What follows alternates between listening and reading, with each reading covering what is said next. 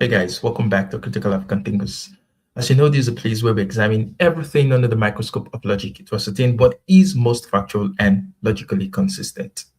So, as the public humiliation of the US Army of Donald Trump continues at the hands of the Iranians, Zionist shield Alan Dershowitz decided to take his own share, have his own share of that humiliation when he went on a debate with against Professor Marandi, Professor Mohammed Sayed Marandi, an Iranian from Iran who is sort of a spokesperson, an unofficial spokesperson for the Iranian government, decided to go on a debate on Piers Morgan against Professor Marandi, and he got his ass handed out to him. And I'm so happy with the way Professor Marandi handled that debate because not only did he come with facts, he wasn't nice about it. He was brutal. He was truthful. He was he was on the attack. This is what these people need. These you don't play nice with genocidal maniacs. You say things the way they are. You call things out. And he also called out Piers Morgan, who just sat there and took it. Piers Morgan, he's going to behave as though he is an impartial judge, but he's not. He clearly has an agenda, right? And Mirandi just hit it on the head. So we're going to go through, we're going to cover that interaction now and see what happened in that interaction. So this is the debate. Let's get into it. The goal is to make sure that Iran never, ever, ever, under any circumstances, develops nuclear weapons. And my opponent on the other side doesn't seem to have a problem with that. He doesn't think Iran ever wants to develop nuclear weapons. So why don't you come to the table, make a deal that will make it absolutely impossible to do what you say Iran wants to do, and that is not develop a nuclear weapon. We can have peace if you come to the table and present the United States and the world with an airtight, not the old plan, but an airtight plan to do what you say you want to do. That is, prevent Iran from developing nuclear weapons. So here we can be on the same page here, and we can avoid further war. Just come to the table and do that. Just assure the world that your promise, which is hollow, obviously, speaking on behalf of the Iranian regime, that you don't want to develop nuclear weapons, that your promise can actually be made certain on the ground. Then we can have peace. What more proof do you need of the Iranians saying that they do not want to develop a nuclear weapon? They haven't developed a nuclear weapon as at this moment. I think they should. It's stupid for them not to, but for some reason, they haven't developed a nuclear weapon. And this is not rocket science. This is like an 80-year-old technology. So if the Iranians wanted to develop a nuclear weapon, they would have been able to do it. So the fact that they haven't at this point in time shows that they did not want to develop a nuclear weapon. So what sort of assurances do you want from the Iranians? They were in a deal. They were in the JCPOA, which was Obama's deal, which is a good deal, where they gave up close to 90% of their nuclear material. A good, Trump tore it up. So what do you want from them? This isn't about Iran's nuclear ambitions. This is about Israeli hegemony in the Middle East. This is about destroying Iran. This is about the genocide in Gaza, so that there is no one to be able to stand up to the Israelis and their genocidal acts. That's simply what this is about. What more do you want from the Iranians? Okay, Professor Marandi. Oh, is it my turn? Because you've been, for the last half an hour, you've been busy with the spokesman for genocide and Epstein's buddy, who used to go to Rape Island with him. So just for context, before this is just a clip of the full conversation. Before this, there was a spokesman for Netanyahu whom Piers Morgan had interviewed. So that's what Professor Marandi is referring to.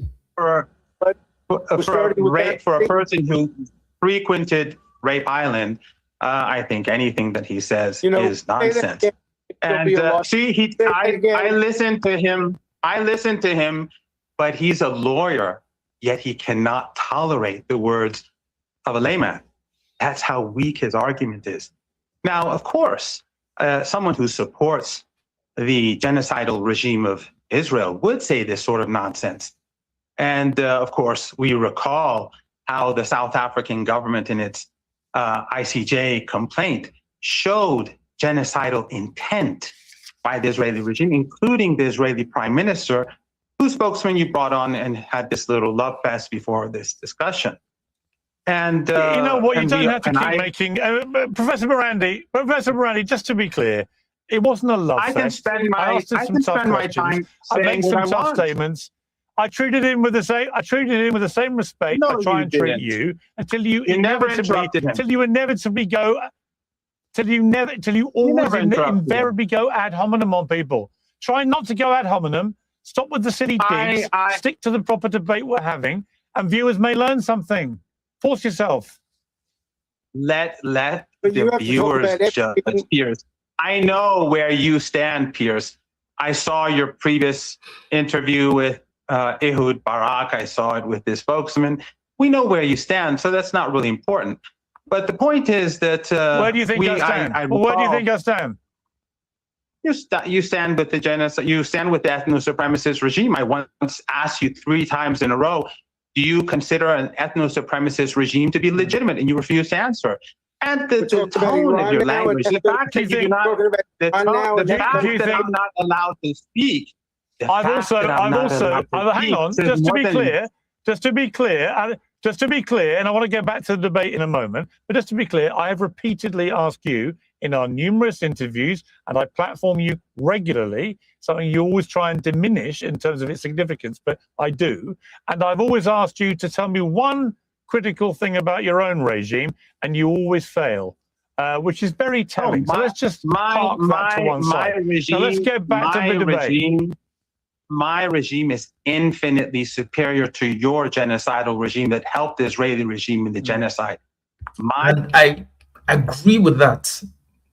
It seems almost counterintuitive that an Islamist or an Islamic, a theocratic regime would have, you could say this about a theocratic regime as opposed to many Western governments, including specifically the US government, specifically the Israeli government as well. The Iranian Islamic regime has acted in a much more honorable manner. They've acted in a much more logical manner. They've acted more in line with international law. They've acted with more integrity. For whatever faults you might have against them, they've acted with more integrity than the US government.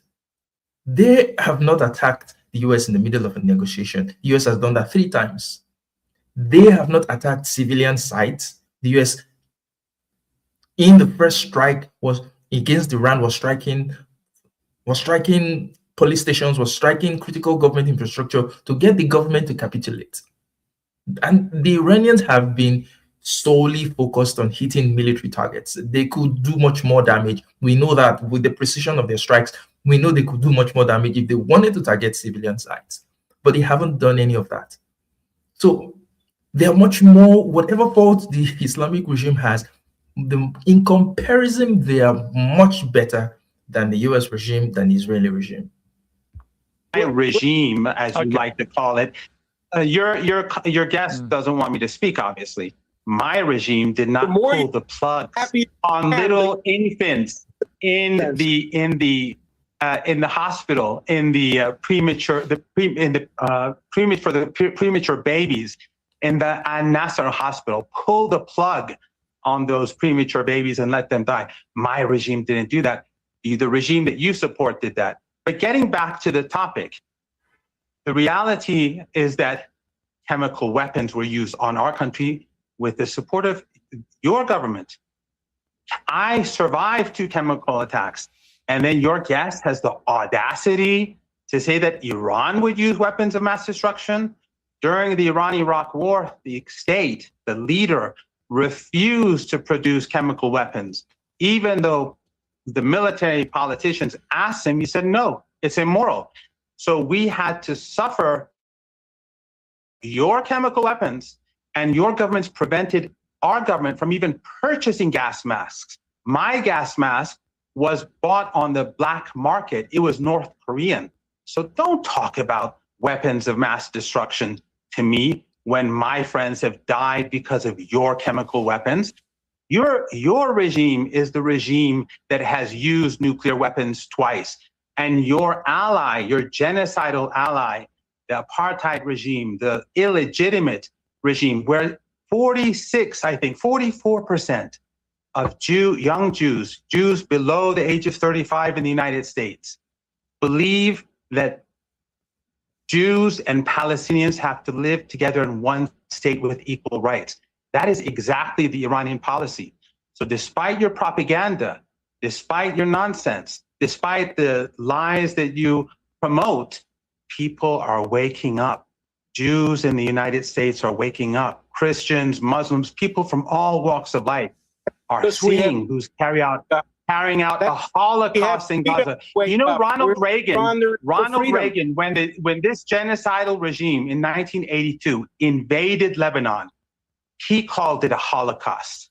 This is far worse than the Holocaust of 1982. But you refuse to acknowledge this genocide, whereas the population in Gaza has collapsed. It's not 70 or 80,000 people who've died. As a result of this war, hundreds of thousands have died. The population has collapsed. People are dying every day, not just because the kids are being bombed or being sniped, because they're dying of illnesses and a lack of medicine that this filthy regime is imposing on the people, on the kids of Gaza.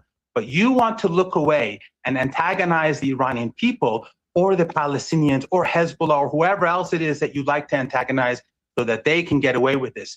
But you will not be able to do so because people are waking up across the world. I need to get Alan to respond.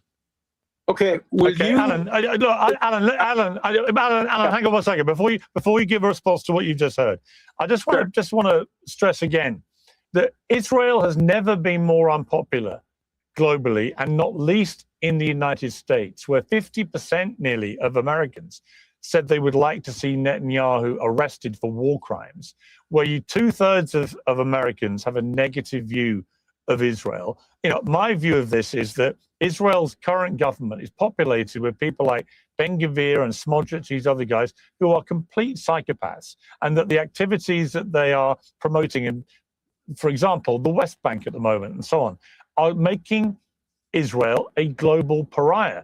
Does that not concern you? So I take issues with Piers Morgan's point. It isn't that the Netanyahu government is a psychopathic government. It's that the Israeli society is a psychopathic society. Now, I usually would not stereotype an entire group of people. And in a sense, I don't want to do it to Israelis.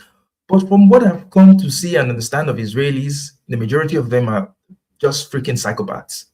I mean, there are polls that have shown that majority of Jewish Israelis want Gaza to, if they could drop a nuclear weapon. There were two Jewish guys who were talking the other time, two Israelis were saying that if they had a button where if they press that button, it will kill everything in Gaza, that they'll press it without hesitation, in a heartbeat to do that.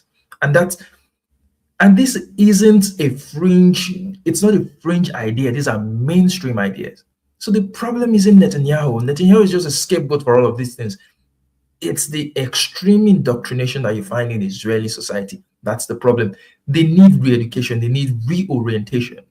They've been indoctrinated from childhood to always be on edge, to hate, to fight. And that needs to stop. Of course it does. And I'm not at all a supporter of Ben Gvir. I'm not a supporter of Smotrich. I am a supporter of the nation state of the Jewish people.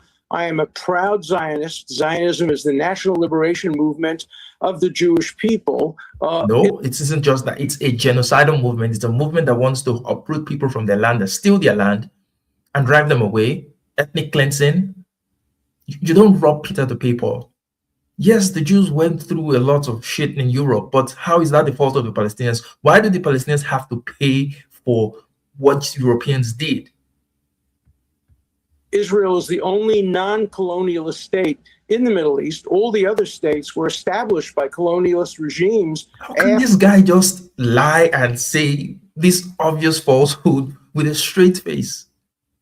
Israel is the only non-colonialist state, a state that was literally gifted to the Jews by the British. was formed by European Ashkenazi Jews who came and ethnically cleansed the land of its people, who called their project a colonialist project. Maybe you should read the Judenstaat, the Jewish state, and see how it was a colonialist project, and they said as much. My God. After the First World War, Israel fought against colonialism and self-determination. I'm not here to support everything Israel does. I wouldn't vote for Ben-Gvir. I wouldn't vote for Smotrich. I have to tell you that if in 1935, Winston Churchill had been the Prime Minister of England, and he had gone into Germany and attacked them, he would be the most unpopular person in the world. It's very unpopular to engage in preventive wars because you don't know what you're preventing. History is blind and deaf to the future. You only know what you're doing now. And so it takes enormous courage of the kind that not only Winston Churchill had, but that Benjamin Netanyahu has had, that Ronald Reagan has had, that George Washington had back in the day. It takes tremendous courage to get involved in a war that is unpopular. The Revolutionary War was unpopular with many, many parts of the United States.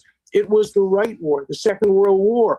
Nobody wanted to get into it on the basis from the United States. Lindbergh was against it. The Poles were showing against it. It took enormous courage to take on Adolf Hitler. And, you know, I hate to say this, but I think I'm in 1935 and I'm sitting opposite Joseph Goebbels right now, and he's making the propaganda case for the Nazi regime, just the way this professor is making the propaganda case for the new Nazi regime, which is the regime of Iran. Will you at least admit, sir, will you at least admit that Iran murdered in cold blood as many as 50,000 innocent protesters? And would you admit, if that's true, that that comes closer to genocide than anything that Israel has been accused of doing in self-defense after its people were raped, kidnapped, murdered on October 7th? Would you at least admit that the Iranian regime has killed many, many, many thousands of people? Yes or no? Is this like... Kiran, the market is changing fast. AI, automation, new tools. Is this opposites day? Because from every indication, it is the Israeli government that has parallels with Nazis. They are the ones that are mirroring the Nazis. It's their actions that are similar to what the Nazis did, not what the Iranian government has done. Now, you can have your beef with the Iranian government. I think they are an oppressive, repressive regime, right? But not to the extent that the Israeli regime has done to the Palestinians. Okay, let's look at his claims that the Iranian regime killed 50,000 people, which is nonsense, by the way. The Israelis, the Trump administration, Scott Bessent, Lindsey Graham, they all admitted to arming groups within Iran to carry out attacks against the Iranian government. And if the Iranian government, responds with violence and force towards such people who were trying to carry out a treasonous coup, then that is legal. It is the right of a country to defend its territorial integrity. This is not a secret. The US government is out there admitting that they sent in weapons. Trump said he sent in weapons to people to be disruptive, to carry out coups, to kill police officers, to destroy government infrastructure. That's what the US government does. And that's literally terrorism. But when the US government and Israel does such things, they don't see it as terrorism. We are not in 1935. We are not in 1939. We are in 1942. You are the Nazi regime that is carrying out a Holocaust in Gaza. You are the Nazi who is doing it as we speak. You're the evil monster. You say Israel is not a colonial regime? You're from Eastern Europe. You're European. All of those Ashkenazi Jews who are now running the country, they're from Eastern Europe. You came and slaughtered. I'm talking. I didn't interrupt you as you were ranting. The people who you support, the people who are running the country, they're Polish. They're Ukrainian. They're from Czechoslovakia. They're from Eastern Europe. You're not even Semite. You're the Prime Minister anti-Semite is because you've been Moroccan. slaughtered. Moroccan. You won't let me talk. You are afraid. You're afraid because you know you have no argument. You have no leg to stand on. You slaughtered the Semite Palestinians, and you took their land. And you are a proud Zionist who supports a regime that celebrates the rapists in prison. They rape Palestinians in prison, and then they're celebrated on television. This is, if you don't let me talk, you're just exposing yourself. You're exposing yourself. You're exposing yourself just as you exposed yourself with Epstein. I'm Israel. So in response to your nonsense, the nonsense about 50,000 people, those lies have been responded to by the Iranian people. Stop ranting. I'm speaking. You're a lawyer. You're a lawyer. 3,117 people died thanks to an armed insurgency that your regime and the Israeli regime funded and supported. And you're a coward. You are a coward. You won't let me talk. You're afraid. You're afraid of me talking. Don't tell me I'm afraid. The lawyer, Epstein's lawyer, Trump's lawyer, is afraid of me, a layman, talking. Why? Because you have no leg to stand on. The Iranian people have spoken. They went to the streets in the tens of millions. They went. You're a coward. You won't let me talk. I let you talk because I'm not afraid of you. People are not afraid of you anymore. You can kill Epstein. You can kill whoever you like, but we're not afraid. You can bomb my house. You can kill me with my family, but I'm not afraid of you. I will support the Palestinian people until your regime bombs my home. So go and tell them that. I'm prepared to die for the Palestinian people. But you who used to frequent Epstein Island, you have no principles and no morality. The Iranian people came to the streets in the tens of millions. We all know it. The footage is there. The international journalists were there, not just in Iran, but in Iraq. The Iranian people have spoken whose side they are. No one is going to be fooled by your propaganda to justify war. Well, let's. Yeah, and Professor Marandi is very, very correct, and he's very, very right in everything that he said. These people, the U.S. government, the U.S. regime, and Israeli regime tried to carry out a terrorist attack. They didn't even try. They carried out terrorist attacks against Iran, and Iran responded. And people died. And then you're blaming the Iranian government for trying to defend itself, when every second the Israelis claim, well, we're just defending ourselves.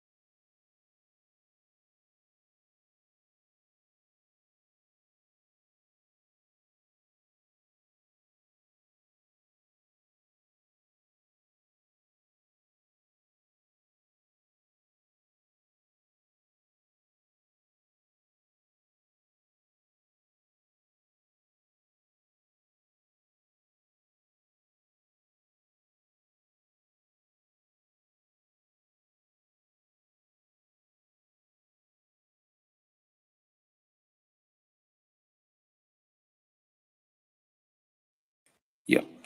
So it look, Bovine is saying, yeah, Israel tie. So it goes without saying that these guys are just genocidal maniacs. They have no respect for law. They have no respect for anything. They have no respect for human life. They destroy everything that they come across. Right. So let me just take some comments. Luke Bovine says, does he have amnesia and not remember the JCPOA? Exactly what I said. Iran, you said Iran wants to build a nuclear weapon. These guys could easily have built these nuclear weapons if they wanted to.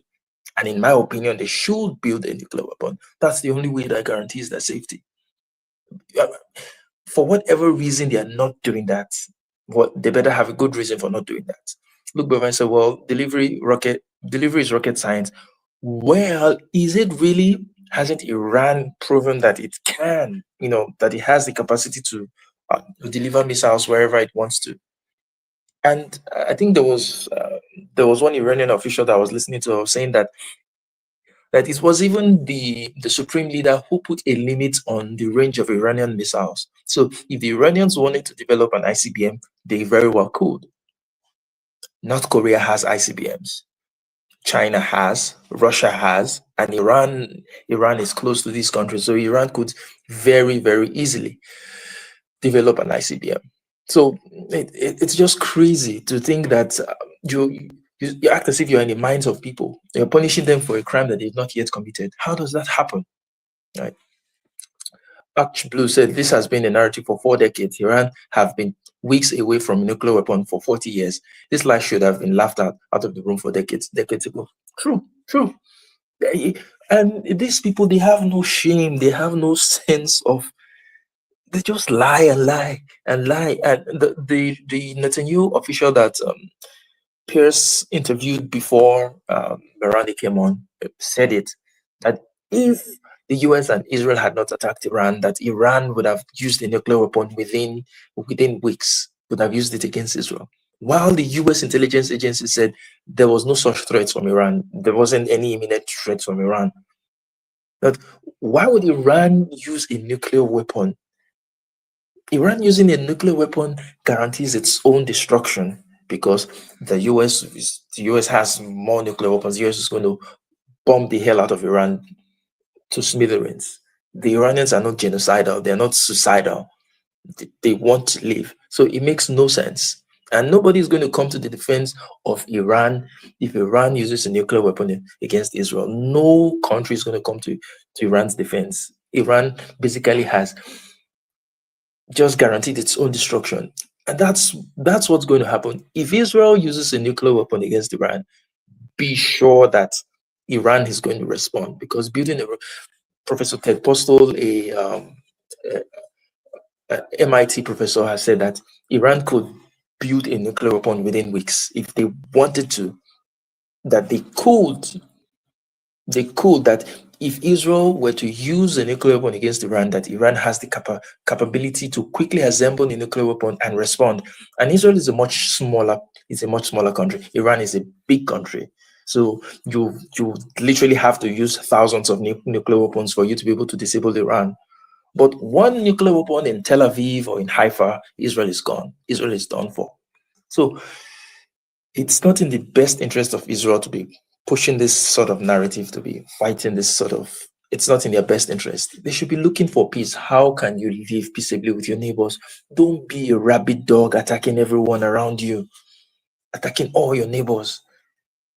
It makes absolutely no sense. And the Israelis are not ready for peace, because they know that peace essentially undermines the Jewish nature of Israel.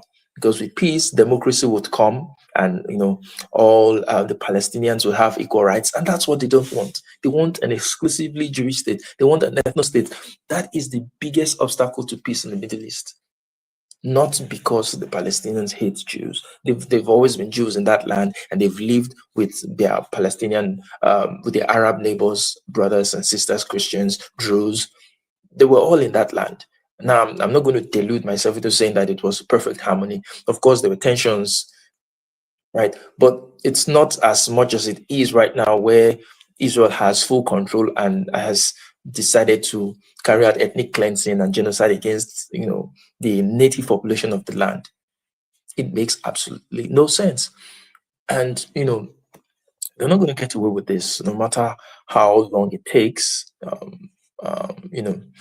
Justice will prevail, and the crimes of Netanyahu and the Israeli government and of Trump and the Trump regime, they're going to pay for their crimes somehow. They're going to pay for their crimes. They're not going to get away with it. They're not going to go scot-free with it, because this is the lives of people that they're toiling with. This is the lives of people they're destroying. And people's lives matter. People's lives matter. And they need to think deeply about it. If Israel wants to succeed, if it wants to survive as a country, then it needs to think about peace, how to build peace with its neighbors. Anyway, that's what I wanted to cover today. Like, share, and subscribe to the channel. And I will see you in another live stream. It's bye for now.